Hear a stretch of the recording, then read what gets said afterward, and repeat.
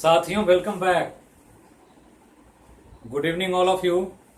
सभी लोगों का बहुत बहुत स्वागत है मेरे यूट्यूब चैनल पर। चलिए एक बार फिर हम लोग उपस्थित हैं इस ऑनलाइन क्लास में और आज हम लोग बात करेंगे समान अध्ययन में समान विज्ञान का एक महत्वपूर्ण विषय भौतिकी। और भौतिकी में हम पिछले ऑनलाइन क्लास के माध्यम से एक क्वेश्चन आवर के द्वारा बल, आघूर्ण, टॉर्क, सेंटर ऑफ ग्रेविटी ये सब को मैं बता चुका हूं।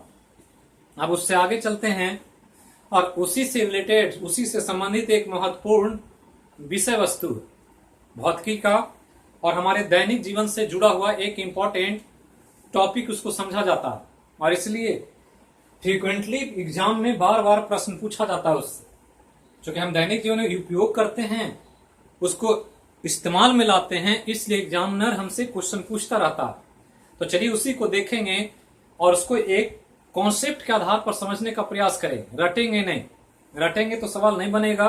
कॉन्सेप्ट अगर समझ में आएगा तो फिर किसी भी तरह से क्वेश्चन घुमाएगा तो आप उसको बना पाएंगे इजीली, क्योंकि हमारा उद्देश्य है क्वेश्चन बनाना और एग्जाम में सिलेक्ट होना। और जो क्वेश्चन सेट करता है उसका काम है क्वेश्चन को इतना घुमाना कि क्वेश्चन ना बने और सभी स्टूडेंट को एग्जाम से बाहर कर दिया जाए। तो वो रिजेक्ट करने के लिए बैठा हुआ है, हम लोग सिलेक्ट होने का प्रयास कर रहे हैं।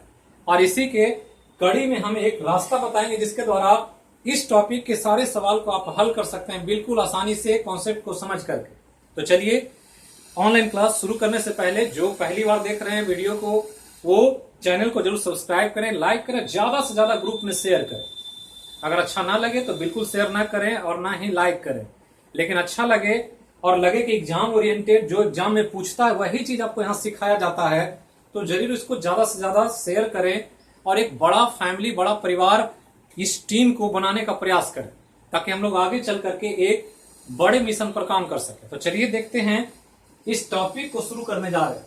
तो पहले तो टॉपिक का हम नाम लिख दे रहे हैं। यहां पर नाम है सिंपल पेंडुलम। तो ये ध्यान रखना है, ये बहुत इंपॉर्टेंट एग्जाम में पूछा जाने वाला एक चैप्टर है। चैप्टर ना समझे, छोटा सा टॉपिक है सिंपल पेंडुलम। ज्यादा कॉन्सेप्ट नहीं, लेकिन कॉन्सेप्ट बहुत बारीक है, इसलिए एग्जाम में बहुत सवाल पूछता है।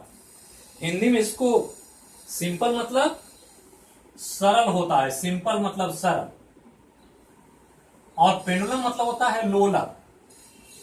तो सरल है और लोलक है, यही समझना। तो सिंपल और कॉम्प्लेक्स दो तरह के चीजें होती है। कॉम्प्लेक्स मतलब जटिल, जिसको समझने के लिए बहुत ज्यादा कॉन्सेप्ट और बहुत ज्यादा कॉम्प्लिकेशन होता है उसमें। लेकिन सरल मतलब सरल। व्यक्ति भी दो तरह के होते हैं, सिंपल और कॉम्प्लेक्स। एक सरल व्यक्ति होगा जो जैसा होगा वैसा ही दिखेगा आपको और वैसा ही उसका व्यवहार होगा। कॉम्प्लेक्स होगा जिसके बारे में कुछ आप अनुमान नहीं लगा सकते हैं, वो जटिल नेचर का होता है। वो क्या सोचेगा, क्या करेगा, कैसे करेगा, कब करेगा, ये कहना मुश्किल होता है। तो ये ध्यान रखना है, ये सरल है और लोलक है। तो दो इंपॉर्टेंट टर्म से ये टॉपिक को समझना है, सरल और लोलक। तो सबसे पहले तो एग्जाम में यही पूछता है कि सरल लोलक होता क्या है, क्या मीनिंग होता है इसका, इसको क्या समझे हम, क्या है ये आखिर। तो समझना क्या है कि सरल लोलक एक प्रक्रिया है, प्रोसेस है। प्रोसेस जो हम अपने दैनिक जीवन में करते हैं और उसके माध्यम से हम एक पिंड को, ऑब्जेक्ट को एक खास बिंदु के आगे पीछे दोलन करने के लिए मजबूर करते हैं, ताकि वो डोल सके अपने आप। तो अगर दोलन कर रहा हो एक पिंड किसी खास बिंदु के आगे पीछे, और अगर ऐसा हम सिस्टम बना दे तो उस सिस्टम का नाम सरल लोलक हो जाएगा। ये ध्यान रखना। जैसे हम यहां पर आपको बिल्कुल आसानी से समझा रहे हैं, इसको ध्यान देना। तो ये हमारा एक दीवार का पॉइंट है, हिंज कह सकते हैं, कील है। ये एक कील लगा दें कहीं भी दीवार में, कहीं भी, और उस कील को घुसा करके इसमें एक धागा लगाएं ऐसे। तो एक धागा ऐसे लगा दें नीचे और इस धागे के साथ एक पिंड को ऐसे लटका दें। ये ध्यान रखना। तो कुछ नहीं करना है, करना क्या है, एक धागे को किसी कील से बांध देना है और इस धागे में नीचे के पार्ट्स में एक पिंड बांध देना। पिंड कुछ भी हो सकता है, गेंद, गोली, लोहे का कोई रिंग, जो आपको मन हो आप लटकाएं इसको। तो अगर ऐसा कर देंगे ये, तो यही जो सिस्टम है इसी को हम क्या मान लेंगे, सिंपल पेंडुलम मान लेंगे। लेकिन ऐसे नहीं, ये ऐसे लटका रहेगा तो ये पेंडुलम नहीं है। तो पेंडुलम होगा कब कि इस जो पिंड लटका है इसको ऐसे पकड़े हाथ से और इसको यहां से ऐसे पकड़ करके यहां ले आए, यहां लाएं और फिर छोड़ दें। तो करना क्या है कि यही पिंड को यहां ला रहे हैं, तो हम यहां से इसको हम ड्रॉ कर रहे हैं ऐसे आपको समझने के लिए कि वही पिंड है। अब वहां से इसको पकड़ करके आपने इसको यहां ला दिया, तो यहां ला दिए, ये वही पिंड है ऐसे। अब यहां ला करके इसको छोड़ दिया जाए तो क्या होगा, पहले यहां था, अब यहां से इसको पकड़े हाथ से और ऐसे इसको ला कर यहां रखे और फिर इसको छोड़ दिए, फ्री कर दिए। जैसे ही करेंगे तो ये आएगा नीचे, और नीचे यही नहीं आएगा, यहां के बाद यहां जाएगा और फिर लौटेगा ऐसे यहां, फिर ऐसे और ऐसे ऐसे ये करता रहेगा। तो जब ऐसे ऐसे करने लगेगा तो समझ जाएंगे क्या है ये, सिंपल पेंडुलम। तो कुछ तो किया नहीं हमने, किया क्या, एक धागा ले लिया, धागे से पिंड को बांध करके लटका दिया और पिंड को थोड़ा सा डिस्प्लेस कर दिया। हम इसको यहां से यहां ले आए और जैसे ही लाए तो ये पिंड ऐसे ऐसे दोलन करने लगा। तो दोलन करने लगा तो इस सिस्टम का नाम हो गया सरल लोलक, सिंपल पेंडुलम। अब यहां पर कुछ चीजों को समझना टेक्निकली, जो आपसे एग्जाम में पूछेगा। तो ये जो है ये ऐसे मूव कर रहा, अब ध्यान दें कि ये ऐसे है, इसका रास्ता जो है वो ऐसे, ये ऐसे आएगा और ये ऐसे आकर के ये ऐसे जाएगा यहां तक, और यही रास्ते के आधार पर ये मूव करता रहे। तो टोटल सिस्टम इतना दिखेगा, जाएगा इधर, आएगा जाएगा, ऐसे करता रहे। तो जिस पॉइंट से जा रहा है इस पॉइंट को याद रखना। ये पॉइंट जो है यहां पर, इस पॉइंट का नाम मिड पॉइंट है, ये ध्यान रखना। ये कौन पॉइंट है, मिड पॉइंट। मिड पॉइंट को माध्य बिंदु समझना, ये ध्यान रखना। और ये जो गोल पिंड है, इस गोल पिंड को जो मूव कर रहा है, ये गोल पिंड जो है इसको अंग्रेजी में बॉब कहा जाता है और हिंदी में गोलक कहते हैं। टर्म याद रखना, एग्जाम में पूछेगा ये टर्म, और टर्म से जब क्वेश्चन देगा और टर्म जब नहीं समझेंगे तो क्वेश्चन नहीं बनेगा। तो जो पिंड है वो क्या है, बॉब है, अंग्रेजी में बॉब, हिंदी में गोलक। जहां पर इसका मिड पॉइंट है, जिसके आगे पीछे ऐसे ऐसे कर रहा है, तो ये मिड पॉइंट हो गया सीधा, और इसके लेफ्ट राइट ऐसे मूव कर रहा है। तो जो मिड पॉइंट है वो क्या है, माध्य बिंदु, एकदम बीचों बीच है। बीचों बीच का मतलब जितना इधर जाएगा उतना ही इधर आएगा। तो यहां से जो यहां का डिस्टेंस है, जो मैक्सिमम डिस्टेंस यहां से यहां आ रहा है, इस डिस्टेंस को ध्यान रखना। ये जो है इसका नाम है एम्पलीट्यूड, एम्पलीट्यूड अंग्रेजी में, और हिंदी में आयाम। ये ध्यान रखना है, आयाम और एम्पलीट्यूड, बॉब, गोलक और मिड पॉइंट, इतना ध्यान रखें। तो बॉब जो लटकाया गया रस्सी से, एक चीज ध्यान रखना है कि जब भी सिंपल पेंडुलम आप अच्छा बनाना चाहते हैं, अच्छा मतलब ऐसा कि ये फिजिक्स के नियमों के आधार पर काम कर सके, तो जो धागा लेना होता है, ये धागा जो लेते हैं ये स्ट्रिंग होता है, ये धागा है, और धागा जो है ये जिसको द्वारा लटकाया गया है ये मासलेस होता है। मासलेस मतलब द्रव्यमान रहित, इसमें द्रव्यमान नहीं होना चाहिए। जितना कब न बांध रखेंगे उतना ही अच्छा ये पेंडुलम काम करेगा। तो यहां तक सिस्टम को समझ लेना। अब ये पूरा सिस्टम क्या है, इस पूरे सिस्टम का नाम हमने कहा सरल लोलक, यही सिंपल पेंडुलम। अब इसी सिंपल पेंडुलम पर हम आज घड़ियां बना रहे हैं, बहुत सारे टाइम मेजरमेंट का काम कर रहे हैं। घरों में देखते होंगे कि बहुत सारे लोग पेंडुलम क्लॉक लगा रखे हैं, लेकिन वो पेंडुलम क्लॉक भौतिकी के पेंडुलम के नियम को फॉलो नहीं करता, वो तो बैटरी से चल रहा है। लेकिन ये जो हमने बनाया कि अगर ऐसा कर दिया जाए सिस्टम और इस जगह पर वैक्यूम कर दिया जाए, वैक्यूम मतलब कुछ भी ना हो, खाली हो, हवा ना हो, वायुमंडल ना हो, कुछ भी ना हो, और अगर ऐसा कर देंगे तो ये तब तक मूव करेगा जब तक कि ये सृष्टि चल रही है, कभी नहीं रुकेगा। एक बार लगाने बिना बैटरी का ये यूनिफॉर्मली सालों साल चलता रहेगा। करना क्या है, सिर्फ यहां से ला करके यहां छोड़ देना है, एक बार आप मूव करा देंगे, फिर ये कभी नहीं रुकेगा। टू एंड फ्रो मोशन चलता रहेगा जब तक पृथ्वी टिकी हुई है, जब तक ये सिस्टम काम कर रहा है, कोई बैटरी की जरूरत नहीं। और अगर ऐसा हो रहा है तो मान लेंगे कि क्या है ये, सरल लोलक। मतलब सरल लोलक के लिए आदर्श कंडीशन क्या है कि यहां पर वैक्यूम होना चाहिए, कोई वायुमंडल नहीं होना चाहिए। वायुमंडल होगा तो ऐसे करके छोड़ेंगे तो धीरे धीरे धीरे धीरे डोलते डोलते क्या होगा, फिर वो स्थिर हो जाए। और यही वजह है कि हमको बैटरी लगाना पड़ता है, तभी वो घड़ी काम करती है। अगर बैटरी हटा देंगे घड़ी काम नहीं करेगी। अब इस सिस्टम को समझ लिए तो हो क्या रहा है कि ये पेंडुलम में बॉब काम कर रहा है और बॉब ही ऐसे ऐसे मूव कर रहा है। तो जो मूवमेंट हो रहा है इस मोशन का क्या नाम है, कोई बता सकते हैं? कि सरल लोलक वाली घड़ी की गति होती है कौन गति? रेखीय गति, वृत्तीय गति, दोलनी गति, रैंडम गति, कौन गति? क्या नाम होगा? तो ये एक दोलनी गति है। और दोलनी गति के साथ साथ एक सर्कुलर मोशन भी है। क्योंकि यहां पर देख रहे हैं कि सर्किल बन रहा है, अगर ऐसे इसको करें तो एक सर्किल हो जाएगा। सर्किल का एक केंद्र है और यहां पर थीटा है, तो ध्यान रखना है कि एक सर्किल भी है, एक दोलनी गति भी कर रहा है जिसको हम ऑसिलेटरी मोशन भी कहते हैं। या हम लोग को एक टॉपिक पढ़ना होता है फिजिक्स में, सिंपल हार्मोनिक मोशन, सरल आवर्त गति। तो ये सरल आवर्त गति में भी है। जैसे झूला झूलते हैं तो झूला में वैसा ही होता है कि झूला में ऐसे ऐसे झूला होता रहता है। कब तक? जब तक कि हम फोर्स क्रिएट करते हैं। चूंकि हवा है, अगर हवा हटा दिया जाए और तब झूला पर झूला जाए तो एक बार झूला झूल लेगा तो फिर वो झूला नहीं रुकेगा कभी भी, क्योंकि हवा है, फ्रिक्शन है, इसलिए वो रुक जाता। तो यही समझना कि सरल लोलक वाली जो भी है, सरल लोलक या सिंपल पेंडुलम या उसकी घड़ी, उसका मोशन जो होता है वो ऑसिलेटरी मोशन होता है।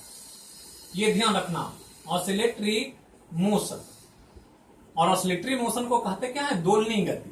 मतलब यहां पर दोलन होगा और एक खास मिड पॉइंट के आगे पीछे ये बॉब मूव करता रहेगा। अब जब मूव करता है तो इसकी घड़ी पे थोड़ा सा फंक्शन पर ध्यान देना कि करती कैसे, क्यों ऐसे चल रही है, क्या वजह है कि एक बार मूव करा देने के बाद ये फिर स्थिर नहीं होती है और कंटिन्यूअसली चलती रहती है। तो इसके पीछे का वजह है ये पृथ्वी जो यहां है, ये अर्थ ऐसे समझ लें, ये अर्थ है हमारा, और अर्थ का इसके चारों तरफ ग्रेविटी काम कर रहा है, गुरुत्वीय त्वरण। तो गुरुत्वीय त्वरण के कारण इस बॉब पर फोर्स लग रहा है और फोर्स हर जगह लगेगा। तो यहां जब लग रहा था इस पॉइंट पर, अगर फोर्स लें, इसको हम थोड़ा सा अलग लिख रहे हैं, ये मिड पॉइंट को, ये ध्यान रखना है कि ये मिड पॉइंट को हम थोड़ा सा हटा रहे हैं क्योंकि समझने में आसानी होगी, ताकि आप आसानी से चीजों को समझ पाए बिल्कुल कॉन्सेप्ट के साथ। तो ध्यान रखना है कि ये बॉब है और बॉब अगर बीच सेंटर पॉइंट पर है तो यहां जो फोर्स लग रहा है इस पर पृथ्वी के ग्रेविटी के कारण, वो ऐसे लग रहा है W बराबर क्या? mg। W बराबर mg। इस पिंड का मास और पृथ्वी का गुरुत्वीय त्वरण, ग्रेविटी जो इसके आसपास है, वो अगर g है तो इस पिंड का मास, इसका m ले लें, मास है ये, तो m और इंटू g गुना करते हैं तो वेट इसका मिलता है। तो बीचों बीच था तो फोर्स नीचे लग रहा था, इसलिए स्थिर था। क्योंकि हमने पढ़ा है टॉर्क में कि फोर्स को परपेंडिकुलर डिस्टेंस से अगर फोर्स एक्सिस पर ही लगा देंगे तो नहीं मूव करेगा, लेकिन एक्सिस को छोड़कर कहीं और लगाएं तो एक्सिस ये है इस पॉइंट से, तो इसके अलग कहीं लगाएंगे तो मूव करेगा, टॉर्क का काम करेगा, घूमने लगेगा। वही स्थिति यहाँ की, सीधा था, एक्सिस के सामने लगा था, इसलिए तो मूव नहीं कर रहा। लेकिन अगर ये, इसको हमने क्या कहा, इसको पकड़ करके यहां लाए और यहां पर ऐसे छोड़े, तो यहां पर छोड़ेंगे तो यहां पर mg ऐसे काम कर रहा है, W बराबर mg यहां भी, क्योंकि वेट तो काम करेगा पृथ्वी के गुरुत्वीय, तो W बराबर mg यहां भी करेगा। तो जैसे ही W बराबर mg यहां काम करेगा तो अब एक्सिस यहां है, फोर्स इधर लग रहा है, तो एक्सिस से परपेंडिकुलर डिस्टेंस टॉर्क लगेगा तो ये खींचेगा नीचे, और ये जब खींचेगा तो ये पिंड क्या होगा, ये तो बंधा हुआ है, तो इस फोर्स इसका, तो इसका कंपोनेंट इधर जो होगा ऐसे, ये इसको खींच करके लाएगा और यहां ले आएगा। और जब यहां आएगा तो जैसे ही यहां आएगा तो इसको एक वेलोसिटी प्राप्त हो जाएगा, और वेलोसिटी के कारण ये अपने मोशन को कंटिन्यू करेगा और यहां चला जाएगा। तो ये धीरे वेलोसिटी घटेगा और यहां जाकर के जब जाएगा तो फिर यहां भी mg काम कर रहा है नीचे, यहां भी mg क्या कर रहा है, W बराबर mg यहां भी काम कर रहा है। लेकिन इसका इधर नीचे जो फोर्स लगेगा तो इसका कंपोनेंट ऐसे इधर की तरफ, तो इधर लगेगा तो इसका mg का इधर mg cos थीटा इधर जो लगेगा ये इसको खींचेगा तो फिर ये ऐसे मूव करने लगेगा, यहां रुकेगा लेकिन फोर्स जो mg लग रहा है इसको ऐसे खींचेगा तो ये नीचे की तरफ आने लगेगा, फिर यहां आते आते फिर वेलोसिटी पकड़ देगा और फिर यहां चला जाए, और यही mg इसको मजबूर करेगा कि ये घूमता रहे।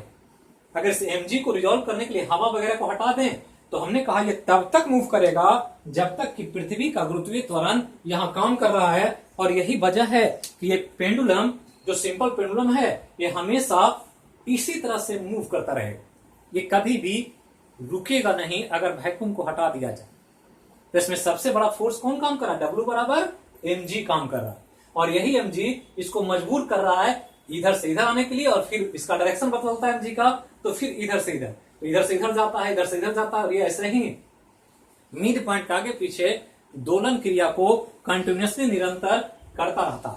और इसी वजह से हम टाइम पीरियड कैलकुलेट करके पेंडुलम के डिजाइन के आधार पर, पेंडुलम के साइज के आधार पर अलग अलग घड़ी का निर्माण कर लेते हैं। और जब घड़ी का निर्माण करते हैं तो कहते हैं ये घड़ी सरल लोलक वाली घड़ी है।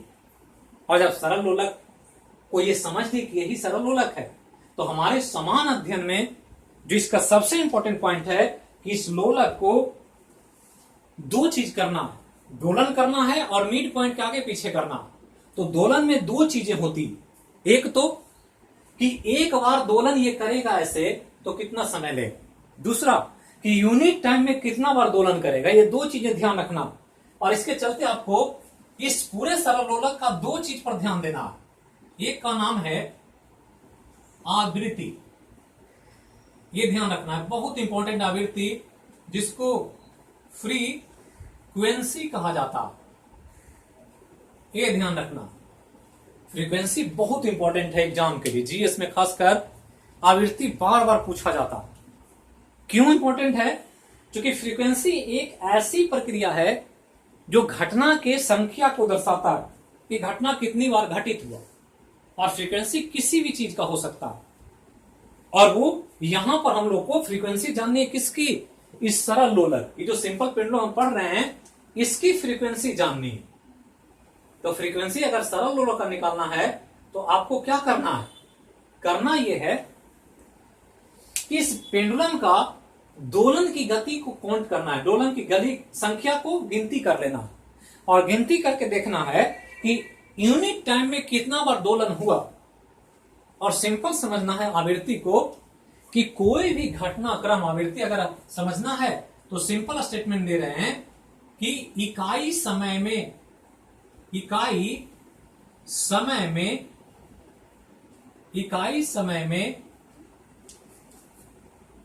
कोई भी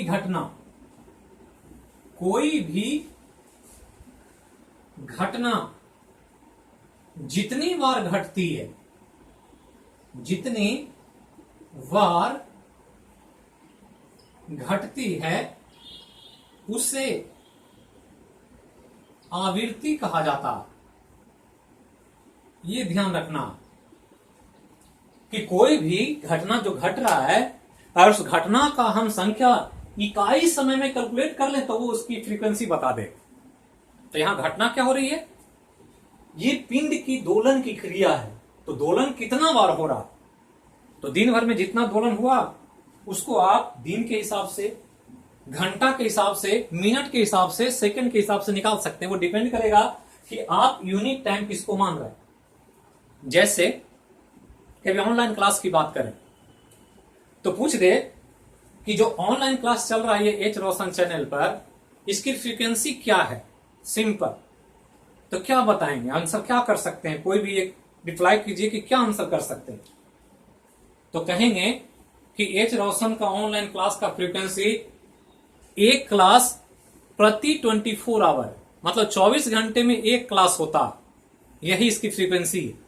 अगर हम 2 क्लास लेने लगेंगे दिन भर में तो हो जाएगा 24 घंटे में 2 क्लास, मतलब यूनिट टाइम में अगर 1 घंटे में निकालेंगे तो कितना, तो 2/24, ये फ्रीक्वेंसी हो जाए। तो 24 घंटे में 1 क्लास, तो 1 घंटे में कितना क्लास, तो 1/24 क्लास, ये इसकी फ्रीक्वेंसी हो जाएगी। मतलब टोटल संख्या कितना घटना घटा और टोटल टाइम कितना लगा, उसको हम रेशियो निकाल दें तो डेट इज कॉल्ड उसकी आवृत्ति कहलाएगी। तो कोई भी घटना यूनिट टाइम में कितना हो रहा है, अब यूनिट टाइम आप घंटा ले लें, मिनट ले लें, दिन ले लें, जो भी ले लें।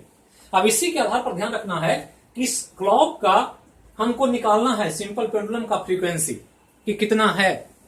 तो आप इसको काउंट करें और पता चले कि एक आवृत्ति, एक जो सरल दोलक है उसमें दोलन हो रहा है। क्योंकि हमने कहा ये क्या है, ऑसिलेटरी मोशन है, मतलब दोलनी गति, दोलन होगा। यही आपको ध्यान रखना है कि कौन गति, दोलन गति। तो दोलन हो रहा है। मान लिया कि आपने देखा कि 20 सेकंड टाइम लेता है ये, और 20 सेकंड में ये 60 दोलन कर लेता। तो दोलन समझना है कितना दोलन क्या होता है, दोलन होता क्या। तो दोलन मतलब एक कंप्लीट क्रिया। ये बॉब यहां है, तो फिर यहीं पर जिस समय आएगा तो उस घटना को हम एक दोलन कहेंगे। मतलब अगर ऐसे है और यहां से ये इधर जा रहा है, अभी इधर मोशन कर रहा, तो यहां चलेगा, यहां से ऐसे यहां जाएगा, फिर वापस यहां लौटेगा, फिर यहां आएगा, फिर जब यहां आ जाएगा तो फिर वो अपने पहले पोजीशन में हो। तो जहां पर हो और उसी कंडीशन में दोबारा जब आ जाएगा तो उसको कहेंगे एक दोलन। तो पता चलता है कि ऐसा 60 दोलन करने में इसको 20 सेकंड लगता। तो यूनिट टाइम में कर रहा, तो यूनिट टाइम में अगर 1 सेकंड में निकालें तो 1 सेकंड में निकालेंगे तो क्या होगा, 60 दोलन और बटा समय कितना 20, तो कितना हो जाएगा 3 दोलन प्रति सेकंड। इसका क्या होगा, फ्रीक्वेंसी हो जाएगा। तो ऊपर में क्या आ रहा है, संख्या आ रहा है, कितना घटना घटा वो, और नीचे में समय है। मतलब अगर फ्रीक्वेंसी को हम फिजिक्स के भाषा में डिनोट करें तो फ्रीक्वेंसी को एफ से सूचित किया जाता है, एफ बराबर फ्रीक्वेंसी। एन भी लिखता है कहीं कहीं, न्यू भी लिखता है, बहुत सारा चैप्टर में आएगा। जब लाइट पढ़ेंगे तब, जब हम लोग करंट पढ़ेंगे तब फ्रीक्वेंसी बहुत सारा आएगा जगह जगह पर। या हम लोग पढ़ेंगे जब फोटो इलेक्ट्रिक इफेक्ट, प्रकाश का विद्युत प्रभाव, तो वहां भी फ्रीक्वेंसी आएगा। तो सब जगह एक ही है, टर्म कभी कभी बदलता है, कहीं न्यू लिखता है, कहीं एफ लिखता है, कभी एन लिखता है। लेकिन एफ जो है क्या है, ऊपर में एक नंबर है और नंबर के साथ साथ नीचे में क्या है, एक टाइम है, समय, नंबर बटा समय कितना हुआ और कितना समय लिया। तो नंबर को हम 1 लिखें और समय को t लिखें तो f बराबर क्या हो गया 1/t। तो 1 संख्या है, नीचे t है।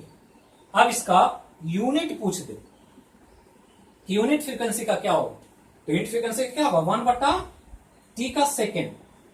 तो 1/सेकेंड, चूंकि संख्या का तो यूनिट होता नहीं है और समय का, टाइम का सेकेंड होता है, तो इसको लिख सकते हैं अब क्या और करके सेकेंड यूनिवर्स, और इसी को हम लोग HZ हर्ज कहते हैं।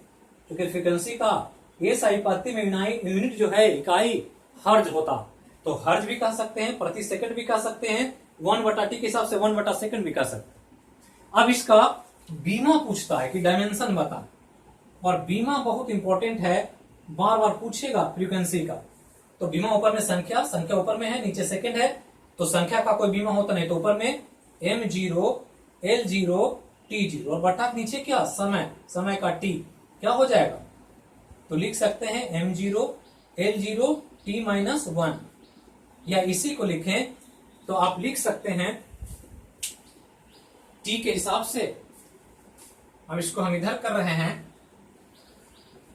बहुत इंपॉर्टेंट है फ्रीक्वेंसी, ये ध्यान रखना, क्योंकि फ्रीक्वेंसी बार बार एग्जाम में जीएस में पूछा जाए, तो कंफ्यूज नहीं करना है और कॉन्सेप्ट को समझ करके चीजों को याद रखना। तो फ्रीक्वेंसी हमने क्या पढ़ा कि फ्रीक्वेंसी f बराबर क्या मिला 1/t, इकाई हो गया प्रति सेकेंड या हर्ज, ये हो गया। और बीमा क्या हो गया, तो डायमेंशन लिखना है, तो डायमेंशन अगर लिखा जाए तो डायमेंशन कितना होगा, तो सिर्फ t है नीचे, ऊपर तो संख्या है, तो ऊपर हो गया m0 l0 t0 और बटा नीचे t, तो ऊपर में 0 है पर t ऊपर जाएगा तो हो जाएगा m0 l0 t-1। तो इसको और करके कभी कभी ऐसे ही दे देता है t-1, तो ये सही है, ये ध्यान रखना। और फ्रीक्वेंसी बार बार पूछा जाए। तो ये हो गया किसी भी सरल लोलक की आवृत्ति की बात, कि आवृत्ति जब भी होगा 1/t होगा, और आवृत्ति जो कैलकुलेट करते हैं वो यूनिट टाइम में किसी पिंड द्वारा जो घटनाक्रम कंप्लीट होता है उसकी संख्या को दर्शाता है। वेव में वेव की संख्या को दर्शाता है। प्रकाश तरंगों में फोटोन की जो कंपन होती है फ्रीक्वेंसी, उसको कैलकुलेट करते हैं। तो इतना चीज पहले आप ध्यान रखें। अब चलते हैं इसी से रिलेटेड एक और महत्वपूर्ण घटनाक्रम और भौतिक राशि को देखना जो सबसे इंपॉर्टेंट है इस पूरे टॉपिक का, और उसका नाम है टाइम पीरियड, हिंदी में आवर्त काल। तो क्या है टाइम पीरियड, इसको समझें। बहुत इंपॉर्टेंट ये भी है टाइम पीरियड, जो ध्यान देना। तो आवर्त काल अभी हमने आवृत्ति पढ़ा, आवृत्ति में पढ़ा एक बराबर ओमेगा टी, और पढ़ा कि आवृत्ति जो है इस पेंडुलम के लिए 1 सेकंड में दोलन की संख्या बता। तो 1 सेकंड में दोलन की संख्या बताया कि कितना पेंडुलम हुआ, पेंडुलम कितना बार दोलन किया। अब यहां जो टाइम पीरियड देखना है वो देखना है कि किसी भी घटनाक्रम को कंप्लीट होने में, एक घटनाक्रम को, एक क्रिया को, एक एक्शन कितना टाइम लगता है, वो उसका टाइम पीरियड। टाइम पीरियड इसलिए कह रहा है कि पीरियड ये आवर्त हो रहा, नाम है आवर्त काल। काल मतलब समय, आवर्त मतलब एक ही क्रिया को बार बार करना। तो दोलन में ही होता है कि पिंड एक ही क्रिया को क्या कर रहा है, बार बार ऐसे ऐसे मूव कर रहा है, और इसको पीरियोडिक मोशन भी कहते हैं, आवर्ती गति भी कहा जाता है, ऑसिलेटरी मोशन भी कहते हैं। बात एक ही है। अब यहां ध्यान रखना कि आवर्त काल है, चूंकि आवर्ती गति कर रहा है, ये बार बार ऐसे ऐसे टू एंड फ्रो मोशन कर रहा है। तो ऐसा बार बार कर रहा है, तो एक बार करने में जितना समय लगेगा उसका टाइम पीरियड कहला है। मतलब सिंपल समझना है कि अगर इसको कॉन्सेप्चुअली समझें तो कहेंगे कि लोलक को, सरल लोलक के गोलक को, गोलक समझ रहे हैं, जो पिंड ऐसे डोल रहा है, वो गोलक को एक दोलन करने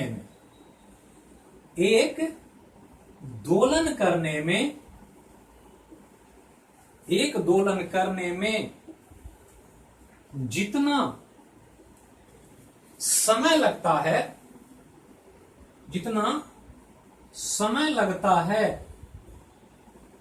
वह आवर्त काल कहलाता है।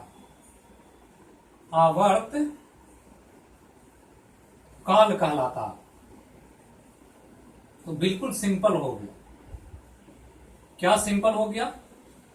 तो सिंपल हो गया कि अभी तक हम दोलन को देख रहे हैं, अब दोलन करने में लगने वाले समय को देख रहे हैं। कह रहा है कि ये दोलन तो कर रहा है शेष, तो एक दोलन का जो घटना है, हमने अभी कहा एक दोलन का मतलब जहां से चले वापस वहीं आ जाए। मान लीजिए पिंड, ये बॉब है, गोलक है ये, और ये इधर जा रहा, आप देखे इधर जा रहा था, तो इधर से यहां जाएगा, वापस लौटेगा, फिर यहां जाएगा, और फिर जब आएगा तो एक दोलन हो जाए। तो इतना करने में यहां से यहां जाए, फिर यहां से यहां आए, फिर वापस लौट जाए, इतना करने में जो समय लगेगा, जितना समय ये लेगा, वह उसका क्या कहलाएगा? आवर्तकाल कहलाएगा, जिसको कैपिटल टी से सूचित किया जाता है। ध्यान रखना, कैपिटल टी से। तो आवर्तकाल बहुत इंपॉर्टेंट है। एग्जाम में कोई ऐसा एग्जाम नहीं है जो सरल लोलक का आवर्तकाल नहीं पूछा, और ये बार बार फ्रीक्वेंटली पूछेगा। तो कॉन्सेप्चुअली एकदम याद रखें, रटे नहीं, रटेंगे तो थोड़ा सा भी क्वेश्चन को इधर उधर करेगा, टफ करेगा, आप क्वेश्चन में फंस जाएंगे। और इसीलिए हम कह रहे हैं बार बार कि टाइम पीरियड को, फ्रीक्वेंसी को, लोलक के कॉन्सेप्ट को ध्यान रखना। अब यहां क्या है कि टाइम पीरियड टी है, तो ये टाइम पीरियड की डिपेंडेंसी हमारे लिए इंपॉर्टेंट है समान विज्ञान में, जनरल साइंस में, जीएस के तौर पर, कि टाइम पीरियड को प्रभावित करने वाला कारक कौन कौन सी चीजें हैं जो इस टाइम पीरियड को प्रभावित करती है। तो चलिए इसी को हम लोग देखते हैं, क्योंकि यही सबसे इंपॉर्टेंट पार्ट है इस टॉपिक का। जो टाइम पीरियड को समझ लिया तो सरल लोलक से संबंधित जीएस में आप सारा सवाल हल कर सकते हैं, इसमें कहीं से कोई परेशानी आपको नहीं होगी। अब यहां पर एक चीज समझना है कि टाइम पीरियड को समझने के लिए थोड़ा सा कॉन्सेप्ट पर ध्यान दें। ये बॉब है ऐसे, और ये मूव कर रहा है किसके कारण? mg के कारण। क्योंकि mg ऐसे खींचा पृथ्वी का गुरुत्वीय त्वरण, तो ये इधर आया, यहां आते आते गति पकड़ लिया, फिर इधर से खींचा, फिर ऐसे ऐसे करने लगा। मतलब मास तो इसका फिक्स है, मास तो बॉब लटका हुआ है, मास बदलेगा नहीं। तो ये जी एक बड़ा फैक्टर है, क्योंकि पृथ्वी का गुरुत्वीय त्वरण, अभी हमने कहा कि ऐसे अर्थ यहां पर है और इस अर्थ के प्रभाव से ये मूव कर रहा, और ये जी यहां पर है। मान लिया अर्थ का ग्रेविटी अपना और ये ग्रेविटी के क्षेत्र में, तो अगर मास कांस्टेंट है और जी को बढ़ाएं घटाएं, तो जी बड़ा करेंगे तो W बराबर mg बड़ा होगा, अगर जी छोटा करेंगे तो W बराबर mg छोटा होगा। जो हम लोग ग्रेविटेशन में पढ़ेंगे जी का मान का वैल्यू कैसे कैसे बदलता, कहां पर कितना होगा, ध्रुव पर कितना होगा, विषुवत रेखा पर कितना, सब जगह जी अलग अलग। तो जी अगर बड़ा है तो नीचे का फोर्स बड़ा, तो जब ज्यादा ताकत से खींचेंगे तो ज्यादा वेग से चलेगा। अगर जी छोटा है तो कम ताकत लगेगा तो स्लो चलेगा, और ज्यादा तेज चलेगा तो इतना ही दूर चलना है इसको, तो जितना ही दूर चले और ज्यादा तेज चले तो समय कम लगेगा। दूरी बराबर है, वेग ज्यादा है तो समय कम लगेगा, दूरी बराबर है और वेग कम करें तो समय ज्यादा लगेगा। मतलब अगर जी बढ़ेगा तो लगने वाला टाइम कम हो जाएगा, कम ही समय में दोलन कर लेगा। अगर जी घटेगा तो लगने वाला समय बड़ा हो जाएगा, क्योंकि धीरे धीरे चल रहा। क्योंकि हम जानते हैं अगर ऑफिस जाते हैं और फिक्स है कि 5 किलोमीटर दूर ऑफिस है, कोचिंग जाते हैं 5 किलोमीटर दूर, तो एक तेज चल के जाए तो उसको समय कम लगेगा, कोई धीरे धीरे चले तो उसको समय ज्यादा लगेगा।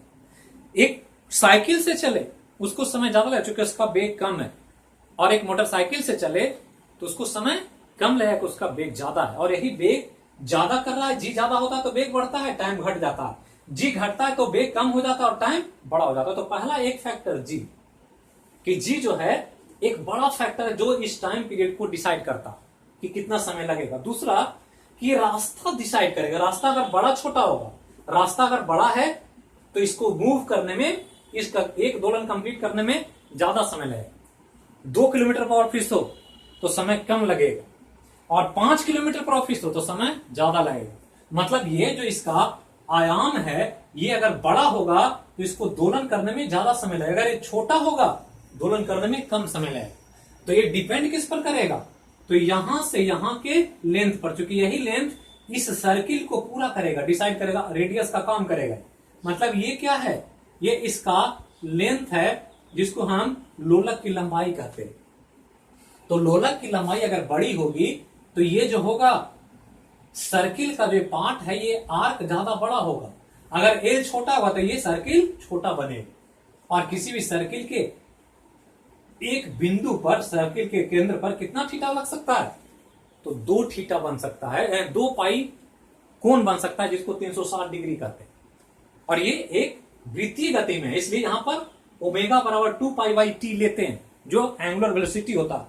तो हम लोग को उतना नहीं जानना है, कॉन्सेप्ट को समझना है। हमने कहा कि टाइम पीरियड एक तो जी पर डिपेंड कर रहा, दूसरा इस एल पर डिपेंड, तीसरा और कोई नहीं है जिसके टाइम पीरियड को प्रभावित कर सके।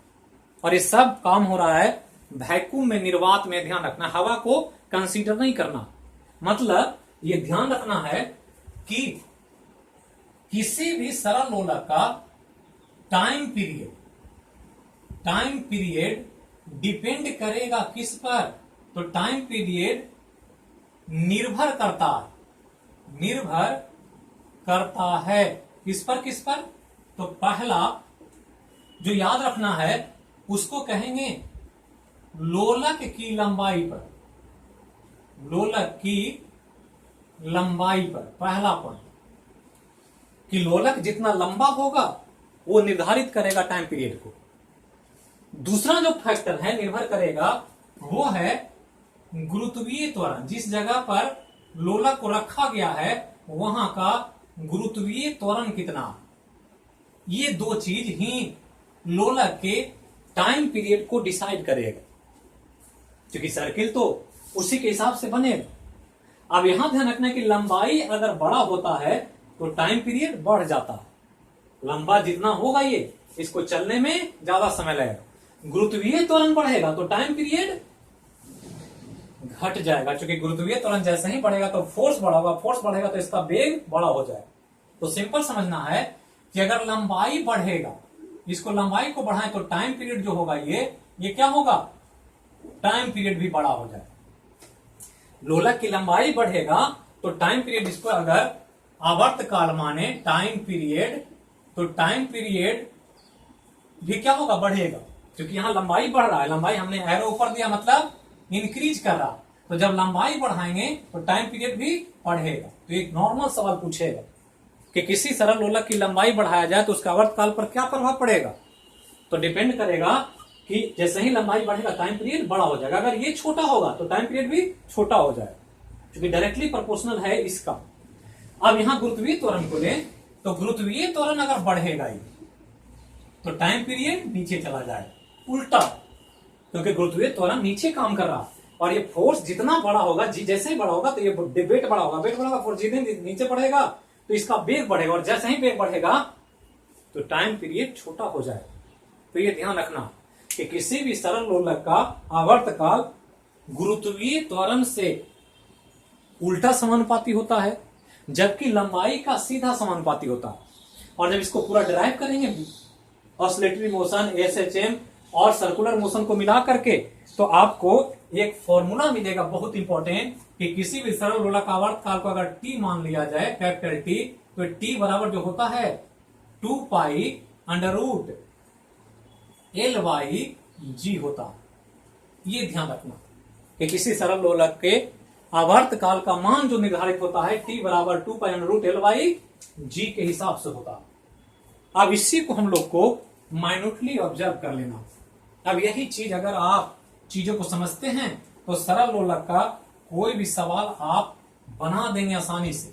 अगर आप ये नहीं समझते हैं तो फिर आपको परेशानी होगी, और क्वेश्चन जब भी पूछेगा आप मुसीबत में अपने आप को पाएंगे।